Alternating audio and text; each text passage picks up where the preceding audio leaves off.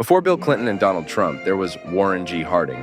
Back when he died, people used to gossip about how Florence Harding might have secretly poisoned her husband during his first and only term. Of course, now we know he actually died of heart failure, so that rumor has pretty much been debunked. Still, with their rocky relationship, it's not hard to see why someone might have thought she was capable of such a thing. For Harding, death might have even been a welcome escape from it all.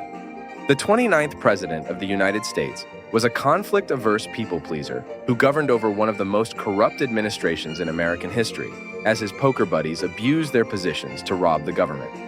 His father once joked that if Warren were a girl, he'd be pregnant all the time because he just couldn't say no. It was in his personal life, however, where Harding's fatal character flaw really took its toll. This was especially evident in his marriage to Florence Mabel Cling DeWolf. Florence was described as a loud, frumpy, tall, and kinda manly 30-year-old woman who had chased after her second husband nonstop, and the good-looking Mr. Harding never really had the hots for her. Their marriage was pretty miserable. He kind of just went along with whatever she said, and laughingly called her the Duchess behind her back. Her annoying behavior pushed him to run away from home several times and seek refuge at Michigan's well-known crackpot resort, Battle Creek Sanitarium, where they offered some unusual treatments like enema therapy. The sanitarium was run by Dr. J.H. Kellogg, who believed that the cereal he invented, cornflakes, would cure depression and reduce the insatiable libidos of his male patients. But it looks like the cornflakes didn't work much for Harding's libido because soon after returning from the sanitarium in 1894, Harding got Florence's childhood best friend, Susan Pearl Hodder, pregnant. Susan left for Nebraska, and Harding sent child support for their daughter. The news of her pregnancy upset Harding so much that he bounced back to Battle Creek. But no matter how much cornflakes Harding ate, he never did manage to give up women. But let's be real, the Duchess played a huge role in his success. She basically ran his newspaper in Marion, Ohio, like a boss, making sure it made more money and strategizing his unexpected rise in politics. A Marion resident once said of her, "She runs everything, her house, the paper, and Warren, everything but their car, and she could run that if she wanted to." But Warren didn't like being run by the Duchess and escaped her as frequently as he could. He traveled to Republican meetings across the state where he drank, played poker, and had sex with women. Apart from his numerous flings, his contribution to the messy marriage was his two long-term affairs. His first mistress was Carrie Phillips, who happened to be the wife of one of his friends. Carrie didn't try to hide her relationship with Harding, even parading down the street in front of his Ohio home, which pissed his wife off beyond reason. A professor from Ohio Wesleyan University happened to be visiting on one such occasion and got to witness what went down. Carrie was chilling on the front lawn, shooting the breeze with Harding, who was posted up on the front porch. Out of nowhere, Mrs. Harding popped up. She started throwing things at Mrs. Phillips. First, a feather duster, and then a wastebasket. But Carrie refused to back down. Then Mrs. Harding went all out and tossed a piano stool, one of those old swivel seat ones. That's when Carrie finally decided to make a run for it, but not before she blew Harding a kiss. The whole situation went to hell when Carrie insisted on getting hitched right before Harding became president. He had written her several sappy and highly explicit love letters, some of them up to 50 pages long, which she used to blackmail him.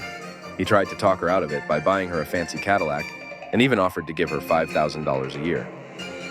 It was his campaign manager, Albert Lasker, who, hoping to avoid a scandal, settled the matter. He gave her $20,000 and booked a free trip around the world for her and her dim-witted, unsuspecting husband. The only catch was that they had to leave before the election.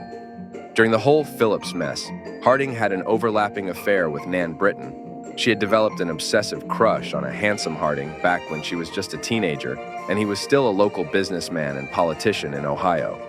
She stalked him, flirted with him, and always managed to bump into him. She successfully seduced him and was reportedly just 20 and hadn't done the deed yet when they first hooked up. Their fling continued even after he became president in 1921. Whenever Nan came to the White House, they'd sneak away to a tiny coat closet to get frisky. Like Carrie, he also wrote her 50-page love letters too, this time while sitting in the Senate chamber, and they went on little trips together. He loved having her drive him around and dubbed her "my little driver." They almost got caught a few times by the Duchess. Once, just 5 minutes after they snuck into the small room, Florence came storming in, waving her arms and looking furious. She yelled at the Secret Service agent blocking the door to move, but when he wouldn't budge, she ran around to sneak in through a side entrance. The agent banged on the door to warn the president, who quickly hid Nan. Harding managed to make it behind his desk and act like he was busy before the Duchess barged in. Of course, all those closet sessions led to her becoming pregnant. Her sister and Harding encouraged her to get an abortion, but she refused. The drama of her pregnancy put a strain on their relationship, but Harding did his best to provide for the child while he was alive. Yet when he died in office in 1923, Nan and Elizabeth Ann, the daughter, were left out in the cold.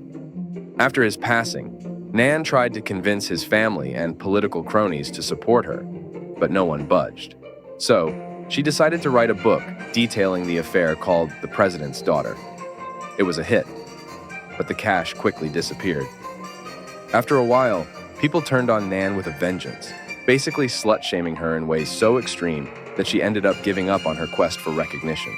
Florence was with her husband when he passed unexpectedly in a hotel in San Francisco, just as a lot of his administration's scandals were being exposed. After he died, Mrs. Harding did a Hillary Clinton and destroyed a bunch of documents, trying to distance herself from her husband's shady friends. Harding was placed in a coffin with a glass lid, and during his funeral and the following procession, Florence never shed a tear. She seemed to enjoy looking at his dead body through the glass in his coffin. For once in their marriage, Mrs. Harding knew exactly where her husband was and knew he would never commit adultery again. Her odd behavior, however, added fuel to the murder rumors. She passed away 15 months after her husband from kidney problems, before rumors of his affairs went public. So, if she really did poison him, she got away with it. Thank you for making it till the end. If you like this video, please like, comment, and subscribe, as it would really help me grow the channel and get the video to more people. I appreciate every single one of you.